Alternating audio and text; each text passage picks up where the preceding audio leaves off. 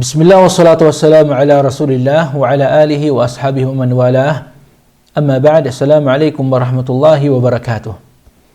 May mga kapatid tayo sa Islam na mga bagong yakap sa Islam na hindi pa nila nasa ulo ang suratu Al-Fatiha. Ano ang kanilang gagawin at papaano silang magdasal? Sa mga kapatid nating balik Islam na kayakap pa lamang sa Islam, ay pagsumikapan nilang maisaulo ang suratul Fatiha sa abot ng kanilang makakaya.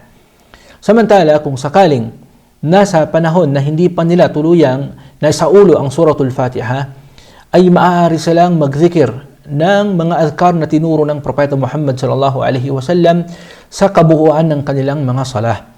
Basahin nila ang mga sumusunod: Subhanallah, walhamdulillah, wala ilaha illallah, Allahu Akbar. Maaring itong bigkasin ng taong ng balik Islam sa tuwing na siya ay nakatayo habang nagdadasal, kapalit ng suratul Fatiha habang hindi pa niya sa ulo ang suratul Fatiha. Pero kabilang sa kanais-nais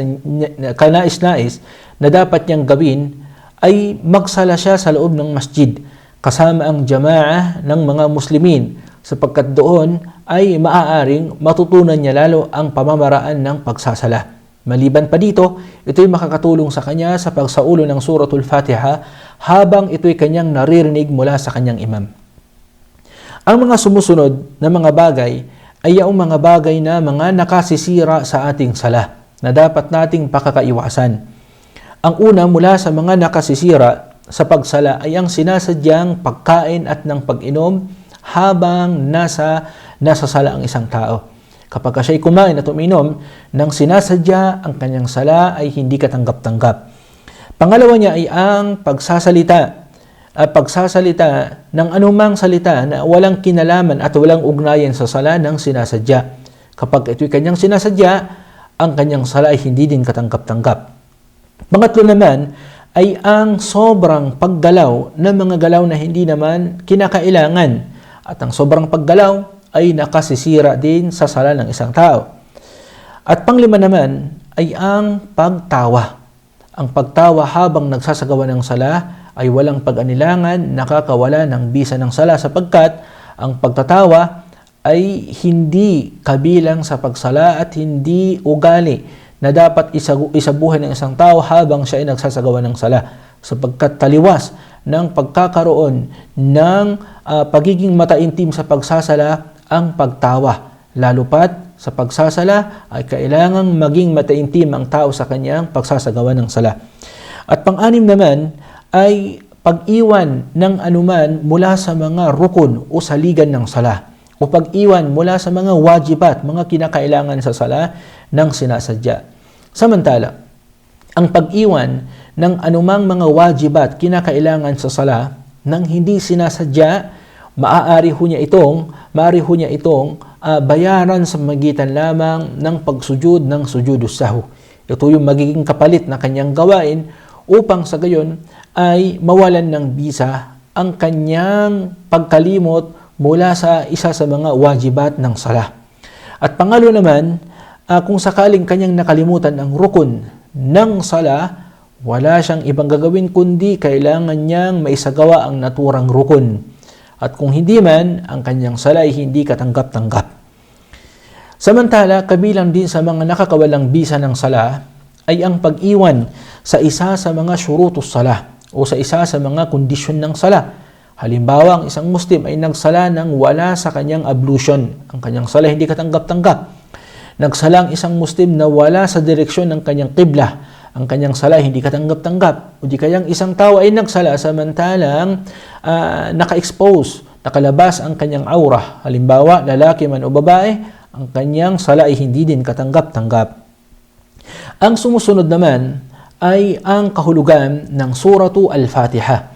Alam natin ang suratul Fatiha ay kabilang sa mga arkanus sala, kabilang sa mga haligi ng sala na dapat nating basahin, basahin habang tayo ay nagsasagawa ng sala. Ngayon, ano ho ang kahulugan ng suratul Fatiha? Unang-una, Bismillahirrahmanirrahim, sinabi ng Allah, Alhamdulillahi Rabbil Alamin. Ibig sabihin, ang lahat ng papuri ay para lamang sa Allah, ang Panginoon ng lahat ng kanyang mga nilalang. So yan ang kahulugan ng Alhamdulillahi Rabbil Alamin. Tayo ay nagpapasalamat sa Allah subhanahu wa ta'ala na siyang lumikha sa lahat ng kanyang mga nilalang.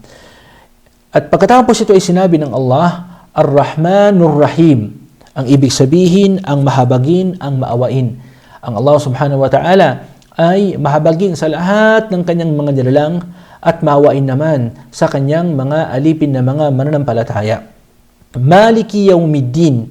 Ang kahulugan nito, ang Allah subhanahu wa ta'ala ang siyang makapangyarihan, ang kataas-taasang hari sa araw ng pagbabayad ng mga gawain. Ibig sabihin sa araw ng paghuhukom.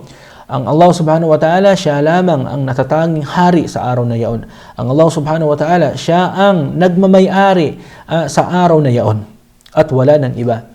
At sinabi pa ng Allah subhanahu wa ta'ala bilang kasunod nito, Iyyaka na'budu wa iyyaka nasta'in. Ito'y panalangin ng kanyang mga alipin patungo sa Allah subhanahu wa ta'ala. Na ang kahulugan nito, O Allah, ikaw lamang po ang aming sinasamba at sa iyo lamang kami humihingi ng tulong.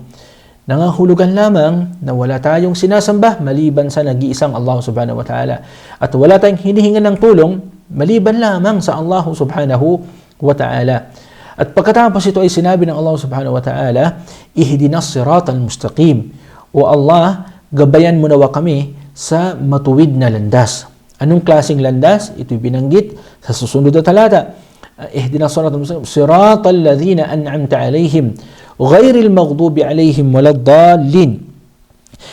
Sa landas ng yaong mga ginawaran mo, ng iyong mga pagpapala, at hindi sa landas ng katulad ng mga taong umani ng iyong puot at galit at ng mga taong mga nangaligaw. Ang tinutukoy sa mga taong umani ng puot at galit ng Allah subhanahu wa ta'ala ay silang mga Hudyo, na kung saan ay mayroon silang kaalaman sa kanilang mga aklat, subalit hindi nila ito sinasabuhay. Samantala naman, ang tinutukoy ng Allah subhanahu wa ta'ala sa mga taong mga nangaligaw ay ang mga Kristiyano, na bagamat malakas sila sa pagsasagawa, sa pagdedeboto sa kanilang Panginoon, subalit wala naman silang kaalaman. Palatandaan yan, ni kanilang Panginoon ay hindi nila kilala kung sino ang kanilang karapat-dapat sambahin.